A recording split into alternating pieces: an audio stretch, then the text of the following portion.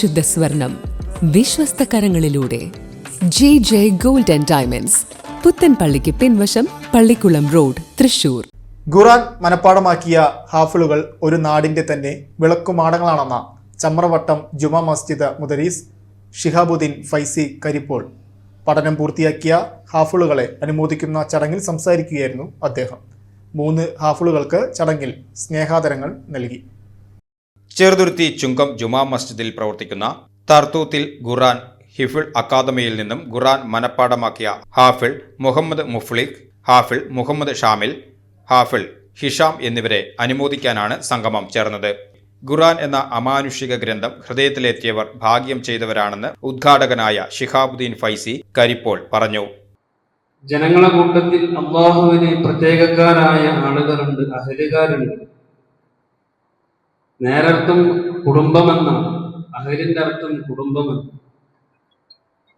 ജനങ്ങളിൽ നിന്ന് അള്ളാഹുവിന് കുടുംബമെന്നാൽ അള്ളാഹുവിന്റെ കുടുംബക്കാരായ ആളുകളുണ്ട് എന്ന് പറഞ്ഞപ്പോൾ സ്വഹാബത്ത് ചോദിക്കുന്നുണ്ട്, മൻ ഹും യാ റസൂലല്ലാഹ്, അള്ളാഹുവിന്റെ റസൂലെ ആരാണ്? അള്ളാഹുവിന്റെ അഹലുകാർ, അള്ളാഹുവിന്റെ കുടുംബമെന്നോണം വിശേഷിപ്പിക്കാൻ പറ്റിയ ആ വലിയ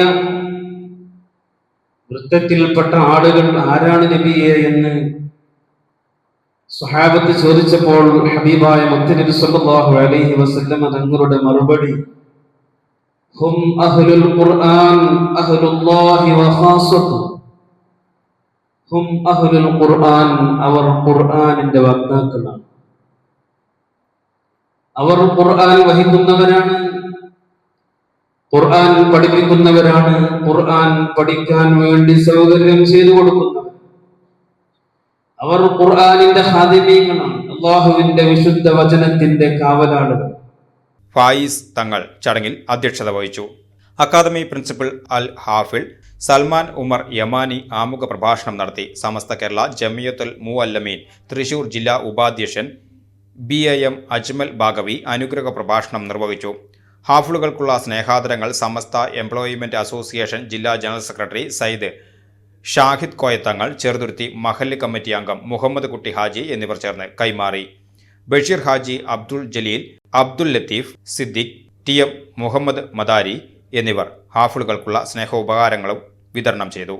അക്കാദമി കൺവീനർ PA ഷിഹാബുദ്ദീൻ ചടങ്ങിൽ സ്വാഗതവും TK സൈദലവി ചടങ്ങിന് നന്ദിയും രേഖപ്പെടുത്തി.